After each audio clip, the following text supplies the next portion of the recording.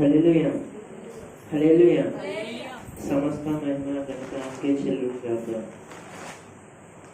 మరి ఈ గడిచిన శనివారం నుంచి ఈ శనివారం వరకు మరి బలుసుకున్న రెక్కలతో మనందరినీ కాపాడి ఈ శనివారం మరి దేవుడు మనందరినీ నిలబెట్టినందుకు దేవుడికి ఒకసారి చేతులెత్తి హల్లెలూయా హల్లెలూయా.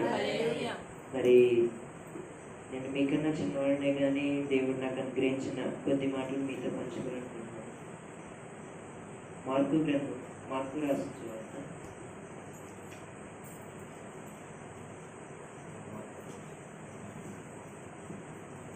అందరూ కూడా మార్కు రాసిన సువార్త తీసుకుని 16వ అధ్యాయం 16వ వచనం చదవండి. 15వ వచనం చదవండి. మరియు మీరు సర్వలోకమునకు వెళ్ళి సర్వసృష్టికి సువార్తను ప్రకటించుడి. 16వ వచనం. నమ్మి బాప్తిసం పొందినవాడు రక్షింపబడును, నమ్మని వానికి శిక్షింపబడును. ఇక్కడ మరి దేవుడు సెలవిస్తున్నాడు. మరి దేవుడు ఇక్కడ ఈ వాక్యం ఎవరికి చెప్తున్నాడంటే తన శిష్యులకి ఇక్కడ దేవుడు చెప్తున్నాడు. తన 12 మంది శిష్యులకి ఇక్కడ దేవుడు ఈ రీతిగా సెలవిస్తున్నాడు. మరి ఇక్కడ దేవుడు ఈ వాక్యాన్ని మనం ఎవరికి చెప్తున్నాడంటే శిష్యులకి చెప్తున్నాడు. శిష్యులకి అది కూడా ఎప్పుడు చెప్తున్నాడంటే దేవుడు సిలువేయబడి తర్వాత తన లేచిన తర్వాత తనకు వెళ్ళే ముందు హారూను అయ్యే ముందు తన శిష్యులకి కొండ మీద చెప్తున్నాడు. తన శిష్యులకి చెప్తున్నాడు దేవుడు ఏమని అంటే, మరి మీరు సర్వలోకంకు వెళ్ళి ఇక్కడ దేవుడు చెప్తుంది ఏంటంటే శిష్యులకి మీరు సర్వలోకంకు వెళ్ళి సర్వసృష్టిని సువార్తను ప్రకటించుడి. ఇక్కడ దేవుడు ఏం చెప్తున్నాడంటే శిష్యులకి మీరందరూ వెళ్ళి సర్వలోకంకు వెళ్ళి మీరు ప్రతి చోటికి ప్రతి ఊరికి ప్రతి గ్రామానికి వెళ్ళి నా గురించి చెప్పమంటాడు. సర్వ సృష్టికి మొత్తం ఈ సృష్టిగానే కాదు కానండి, మన ఇంటి పక్కల కానీ కావచ్చు, మన ఊర్లో కానీ కావచ్చు, మన చర్చిలో ఉన్న వాళ్ళకి కావచ్చు కానీ, మన ఇంటి పక్కన ఉన్న వాళ్ళు కానీ ఎవరికైనా ఇక్కడ చెప్తారు సర్వ సృష్టికి సువార్తను ప్రకటించు. ఇక్కడ సువార్త అనేటప్పటికి మళ్ళీ 3 కింద ఉంటాయి. సువార్త అనేటప్పటికి దేవుడు పుట్టిక గురించి, మళ్ళీ దేవుడు సిలువేసిన గురించి, దేవుడు మళ్ళీ తిరిగి లేచింది. ఈ సువార్త సువార్త అనేటప్పుడు 3 ఈ సువార్తను ప్రకటించమని శిష్యులకు చెప్తున్నాడు. ఇక్కడ శిష్యులు అదే రీతిగా శిష్యులనే కాదు కానీ మనకు కూడా ఇక్కడ దేవుడు సెలవిస్తున్నాడు. ఏమని అంటే మీరు కూడా వెళ్ళి మీరు ప్రతి చోటకి నా సువార్తను ప్రకటించమని. ఏమని ప్రకటించమన్నాడు? నా పుట్టిక గురించి, ఏమైతే రక్తం చిందించి నేను సిలువేయబడ్డానో, ఏమైతే మళ్ళీ నేను తిరిగి లేస్తాను అన్నాడో శిష్యులతో చెప్పినప్పుడు అది దేవుడు చెప్పమంటాడు శిష్యులకు. అదే శిష్యులకే కాదు కానీ మనకు కూడా మనల్ని కూడా ఇక్కడ సెలవిస్తున్నాడు దేవుడు. మీరు కూడా వెళ్ళి ప్రతి చోటకి సువార్తను ప్రకటించమంటాడు. అలాగే మన ఇంటి పక్కల వాళ్ళు కావచ్చు కానీ, మన గ్రామాన్ని, మన ఊరిని కానీ, మనకి తెలిసిన వాళ్ళే కానీ, మన చుట్టాలు బంధువులు కానీ వీళ్ళందరికీ మనకి యేసు ప్రభు సువార్తను ప్రకటిస్తే వాళ్ళు ఎంతగానో మారుతారు. ఇక్కడ దేవుడు అంతా చెప్తున్నాడు, వాళ్ళందరినీ నా సువార్తను ప్రకటించమని ఇక్కడ దేవుడు చెప్తున్నాడు. అలాగే 16 నమ్మి బాప్తిసం పొందినవాడు రక్షింపబడును. అదే చెప్పిన తర్వాత వాళ్ళు మారు మనసు పొందాలి. వాళ్ళ జీవితంలో వాళ్ళ పాప క్షమాపణలు అన్ని కడగబడి యేసయ్య రక్తాన్ని వారి మీద ఉంచి వాళ్ళందరూ యేసయ్య దేవుడు అని నమ్మితే వాళ్ళు ఏం చేయాలంట? బాప్తిసం పొందువాడు రక్షింపబడు. బాప్తిసం తీసుకొని దేవుని యందు మనం నడుచుకోవాలని ఇక్కడ దేవుడు సెలవిస్తున్నాడు. మరి మన జీవితంలో కూడా బాప్తిసం తీసుకున్నామా? కొంతమంది తీసుకుని ఉండొచ్చు, తీసుకొని పోవచ్చు. కానీ ఇక్కడ దేవుడు చెప్తున్నాడు ఏంటంటే మనం ముందుగా దేవుడు అంటే ఎవరో తెలుసుకోవాలి. ఇక్కడ దేవుడు ఎవడో తెలుసుకొని దేవుడి గురించి మనం ప్రకటిస్తే దాని తర్వాత వాళ్ళలో నుంచి మారు మనసు మనం తెలుసుకొని వాళ్ళకి చెప్పిన సువార్తను మనం చూసి ఆ సువార్త ద్వారా వాళ్ళకి బాప్తిసం తీసుకుంటారని చెప్తే వాళ్ళు ఎంతగానో మారుతారు. బాప్తిసం తీసుకోవడం వల్ల ఎంతో ప్రయోజనం ఉంది. ఆయన యందు మనం విశ్వాసం ఉంచి ప్రార్థన నేర్చుకుని వాక్యం విని ఆయన యందు నమ్మి బాప్తిసం పొందితే దేవుడు చెప్తున్నాడు, బాప్తిసం పొందేవాడు రక్షింపబడును. బాప్తిసం తీసుకొని రక్షించాడు, ఆయనలో రక్షించాలి. ఆయన సన్నిధిలో ఉండి ఆ వాక్యమే కానీ పాటలే కానీ ప్రతిదీ ఆయన పరిచర్య కానీ రక్షించుకొని మనం పరిచర్య అయితే చేస్తారు. అలాగే రీతిగా నమ్మిన వానికి విధింపబడును.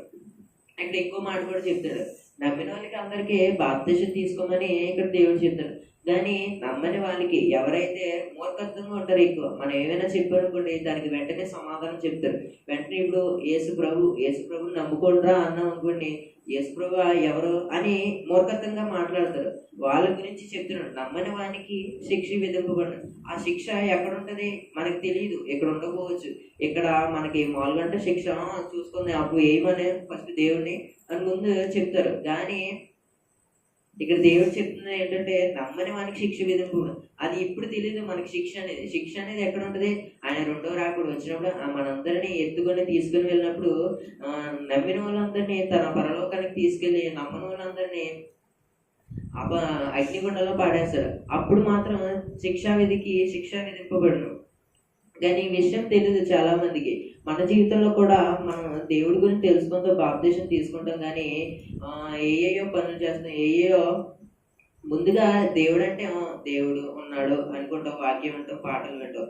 కానీ ముందుగా మనం దేవుడు చేసిన కార్యంలో ఒకసారి ఆలోచించాలి. దేవుడు చేసిన మనకు అద్భుత కార్యంలో ఒకసారి ఆలోచిస్తే ఆయన యందు నమ్మి ఏమైతే చేశాడో ఒకసారి ఆలోచించుకుని దేవుడు ఇలా చేశాడు మన పట్ల కూడా చేస్తాడని మనం కూడా ఒక దృఢమైన నమ్మకం మన దగ్గర కూడా ఉండాలి.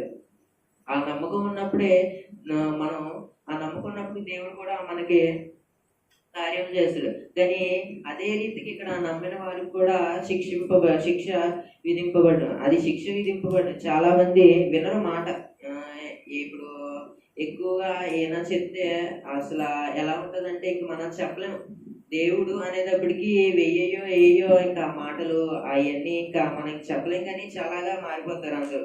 ఒక వెనక నుంచి దేవుడి గురించి చెప్తే వెనక నుంచి సైతానికి అయితే నచ్చదు. ఆ వెనక నుంచి దోసేస్తాడు. దేవుడు ఎవరో అనే ఆలోచన పుట్టించేసి దేవుడు అసలు లేడు, ఆ దేవుడు అనేది లేదు, యేసుక్రీస్తు ఎవరో అని చాలా మంది నమ్మరు, మూర్ఖత్వంగా ఉంటారు. ఇంకా విగ్రహారాధన పూజలోనే ఉండిపోతారు. అందుకే నమ్మని వానికి మనం చెప్తాం, నమ్ముకుంటారా దేవుడిని, నమ్ముకుంటే మీరు బాగుపడతారా, ఆయన మనం పరలోకంలో ఉంటామని చెప్పినా సరే కొంతమంది వినరు. దాని గురించి ఇక్కడ నమ్మని వానికి విధింపబడును. ఆయన శిక్ష ఎంత కఠినంగా ఉంటుందో కానీ తెలియదు. ఫస్ట్ మనకు చెప్తాడు దేవుడు, ఫస్ట్ చిన్నగానే కొడతాడు, తర్వాత వినరు, తర్వాత మళ్ళీ కొడతాడు. అయినా వినకపోతే ఆయన రాకడలో ఎత్తుకొని తీసుకుని వెళ్ళినప్పుడు నరకం అనే శిక్ష ఖచ్చితంగా ఉంటుంది. ఆ విషయం వీళ్ళు ముందుగా వెరగరు. చెప్పినా మన నరకం ఉంటుందని పరలోకంలో నరకంలో వేసేస్తాడు దేవుడు, నమ్ముకుంటారు అంటే దేవుడి గురించి చెప్తే అప్పుడు చూసుకుందాంలే అని మేము చాలా గొప్పలు చేసాం, అవి చేసాం అనుకుంటారు. కానీ ఇలా గొప్పలు చేసినా సరే వాళ్ళకి సహాయం చేసినా వీళ్ళకి సహాయం చేసినా ముందు మారు మనసు ఉండాలి కదా. దేవుడి గురించి ఒక ఏదైనా చిన్న పాయింట్ అయినా వాళ్ళ దగ్గర ఉండాలి కదా. అటువంటిది ఏమి ఉండవు, మూర్ఖత్వంగా ఉంటారు. నమ్మని వారికి శిక్ష విధింపబడరు. ఇదే రీతిగా ఇక్కడ శిక్ష విధింపు చేస్తారు. అలాగే యోహాను రాసిన సువార్త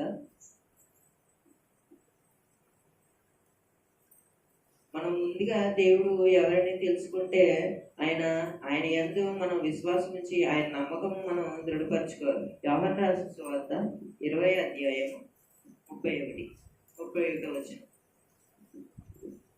ఆయన గురించి ఇక్కడ ఇంకా కొంచెం క్లుప్తంగా చెప్తున్నారు యోహాను గారు. యేసు దేవుని కుమారుడైన క్రీస్తు అని మీరు నమ్మినట్లు నమ్మి ఆయన నామమందు జీవం పొందినట్టు. చాలండి.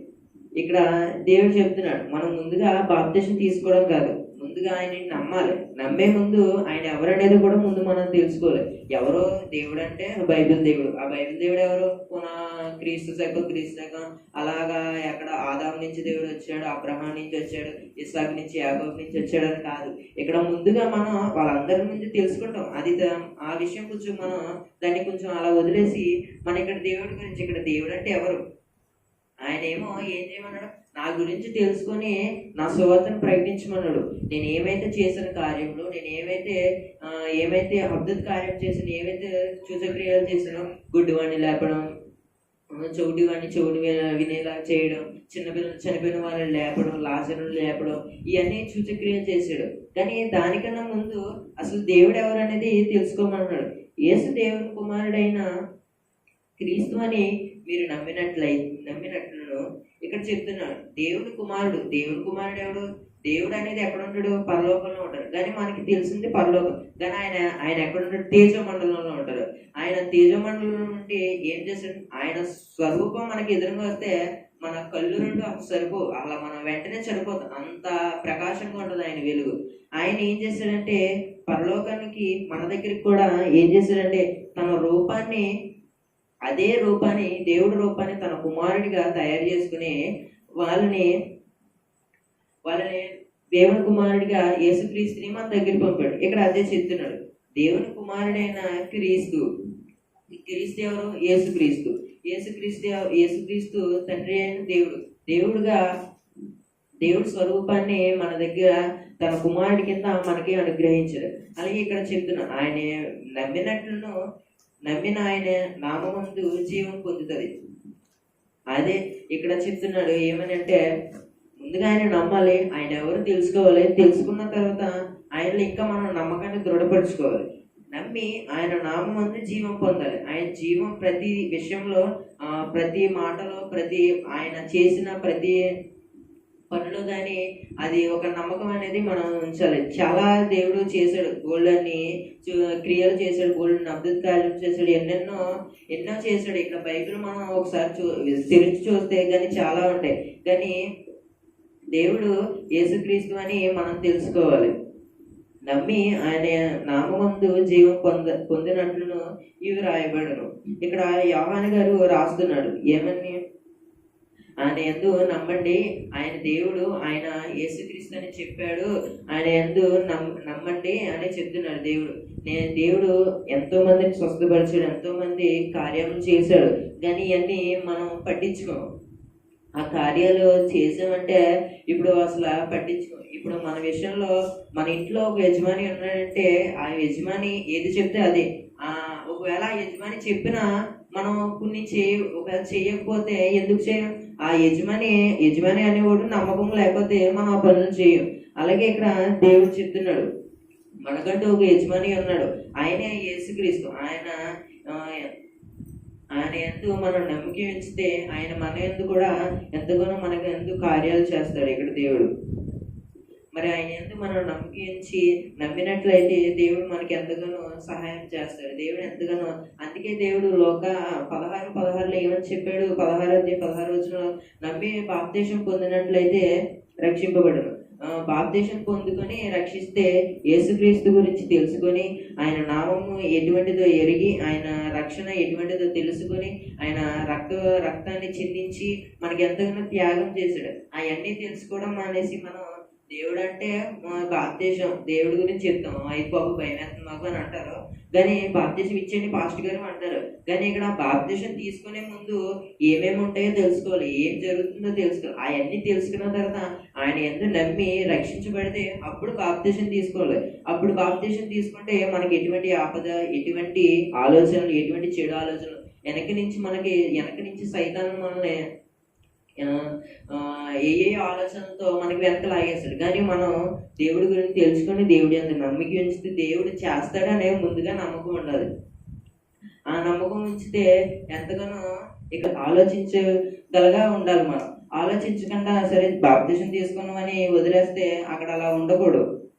దేవుడు ఎంతగానో మన యందు కోపిస్తాడు. అందుకే మనం ప్రతిదీ తెలుసుకొని ఆయన యందు ఉండాలి. అలాగే మరి బాప్తిసం పొందితే ఇక్కడ దేవుడు చెప్తున్నాడు, మార్కు రాసిన సువార్త 16:16 ఇక్కడ చెప్తున్నాడు దేవుడు.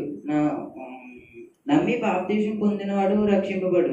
ఇక్కడ దేవుడు చెప్తుంది ఏంటంటే, ముందుగా ఆయన సువార్తను మనం తెలుసుకోవాలి. ఆ సువార్త తెలుసుకున్న తర్వాత ఏమైతే విషయాలు ఉన్నాయో, ఏమైతే మాటలు ఉన్నాయో అవన్నీ మనం తెలుసుకొని మన సర్వ సృష్టికి సువార్తను ప్రకటించిన ఆయన పుట్టిక గురించి కానీ, ఆయన చేసిన కార్యముల గురించి కానీ, ఆయన చేసిన శిలువ యాగముల గురించి కానీ, ఆయన చేసిన మళ్ళీ తిరిగి లేచాడని కూడా మనం వీటి గురించి చెప్తున్నాడు. ప్రకటించి నమ్మి బాప్తిజం పొందితే ఇవన్నీ మనం చదువుకున్నది ప్రతిదీ మనకి అర్థమవుతుంది. అది కూడా ఆయన ఎంత నమ్మిక ఉంచితే ఆటోమేటిక్గా మనకి మనం బైబిల్ చదువుతూ ఉంటే ఆలోచనలు మనకి ఇచ్చేస్తాడు. ఆలోచనలు మనకి అయ్యే వచ్చేస్తాయి. దేవుడు ఉన్నాడు. అలా మనం బైబిల్ చదువుతూ ఉంటే దేవుడు మనకి ఎంతగానో తన మాటలను బయలుపరుస్తాడు. నమ్మి బాప్తిజం పొందువాడు రక్షింపబడు, నమ్మిన వారికి శిక్ష విధింపబడు. ఇక్కడ నమ్మిన వారికి ఏం జరుగుతాయి? నమ్మిన వారికి ఏమో నరకంలో శిక్ష వేస్తానన్న దేవుడు. కానీ నమ్మిన వారికి ఇక్కడ చెప్తున్నాడు. 17వ వచనం చదవండి. నమ్మిన వారి వలన ఈ సూచక క్రియలు కనబడును. ఏమనగా నా నామమున దెయ్యములు వెళ్ళగొట్టెదరు, కొత్త భాషలు మాట్లాడుదురు, పాములను ఎత్తు పట్టుకుందరు,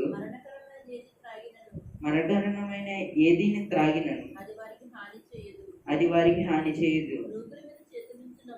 రోగుల మీద చేతులు ఉంచినప్పుడు వారి స్వస్థత నొందురని వారితో చెప్పి ఇక్కడ చెప్తున్నాడు. చూడండి, ఆయన యందు మనం ముందుగా నమ్మిక ఉంచాలి. నమ్మకం లేకుండా ఇక్కడ దేవుడు ఏం చెప్తాడు? నమ్మిన వారిని వలన ఈ సూచక్రియలు జరుగుతాయి. అది కూడా ఇప్పుడు నమ్మినప్పుడే. నమ్మకుండా నేను ఈ సూచక్రియలు చేసేస్తాను, ఆమె స్తోత్రం అనేసి ఇలా చేసేది ఇలా జరుగును కాకనంటే అలా జరగవు.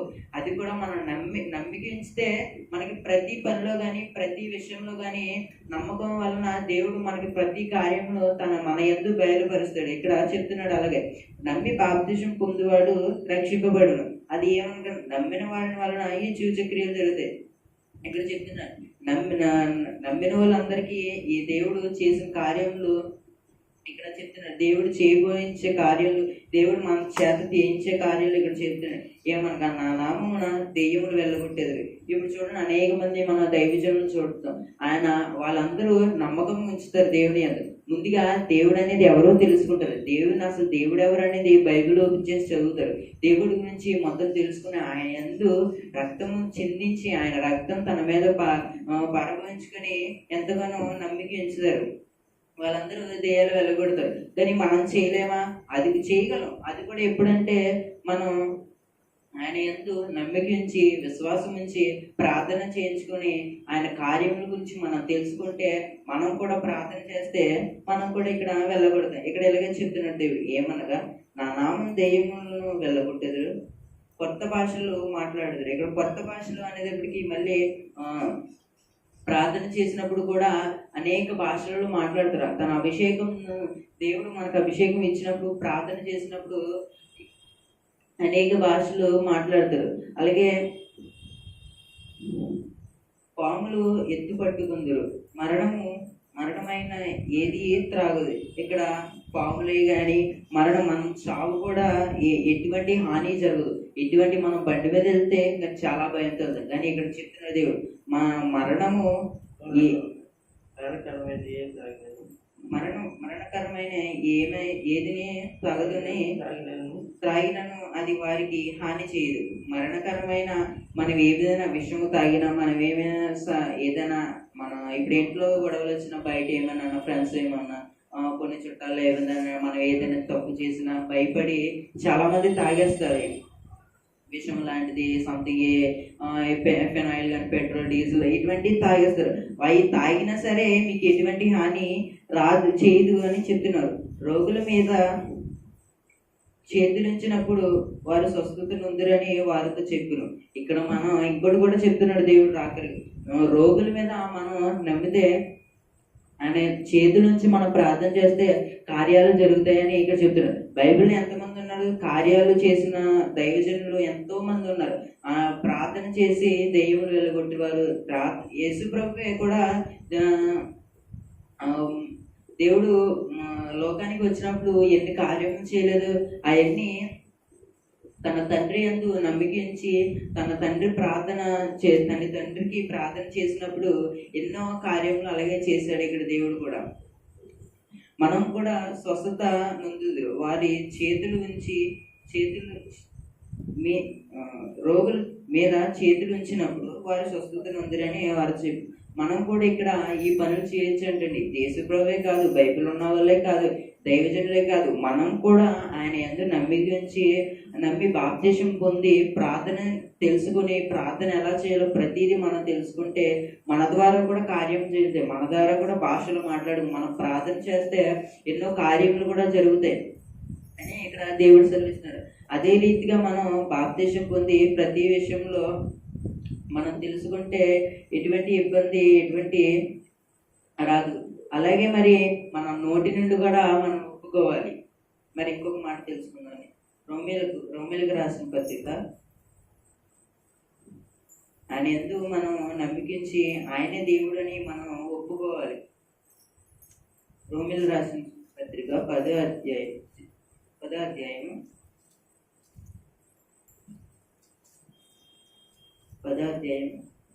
9వ వచనం.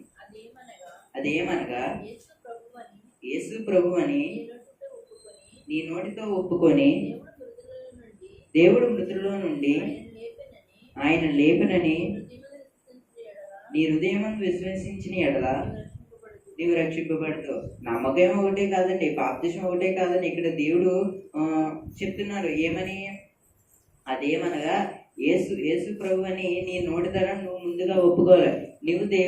నీవు యేసుక్రీస్తు తండ్రి అయిన దేవుడు అని మనం ఒప్పుకోవాలి. ఆయన యందు నమ్మికించి ఆయన దేవుడని ఒప్పుకుంటే అప్పుడు మృతుల నుండి ఆయన లేపనని నీ హృదయం ముందు విశ్వసించిన నీకు రక్షింపబడదు అని చెప్తున్నాడు ఇక్కడ.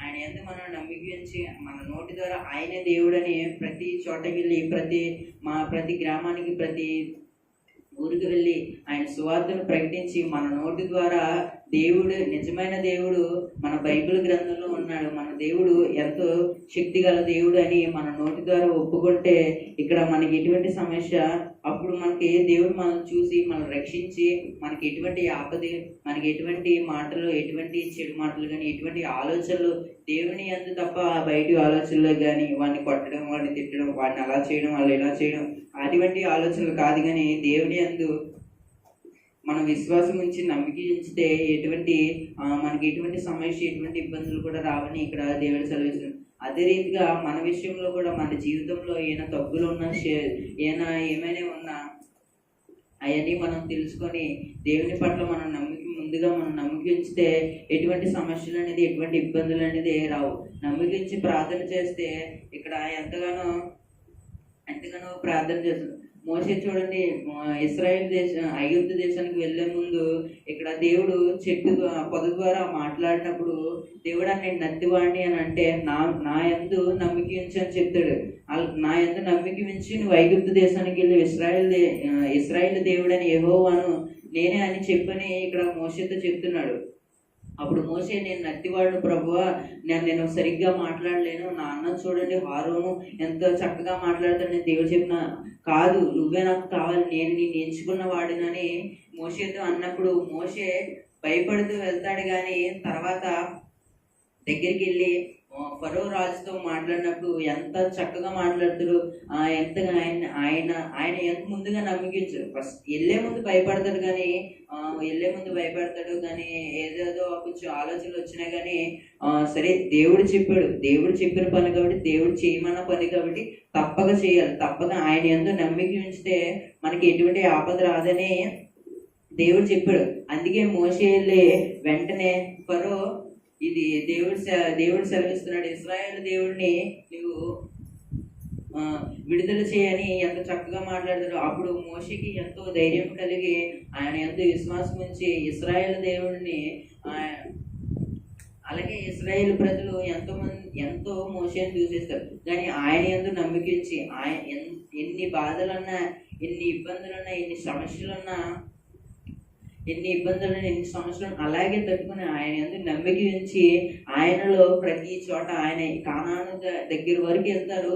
దానికి కొన్ని జరుగుతాయి, కొన్ని సమస్యలు జరగడం వల్ల కొన్ని అక్కడితో కొన్ని కార్యాలు కొన్ని సమస్యలు జరుగుతాయి. అలాగే అది కాదు, కానీ మన విషయంలో కూడా మోషే ఎలాగైతే నమ్మకించాడో అబ్రహాం కూడా దేవుడు కానాను ప్రదేశాన్ని ఇస్తా అన్నాడు. ఆయన అబ్రహాం నమ్మాడు.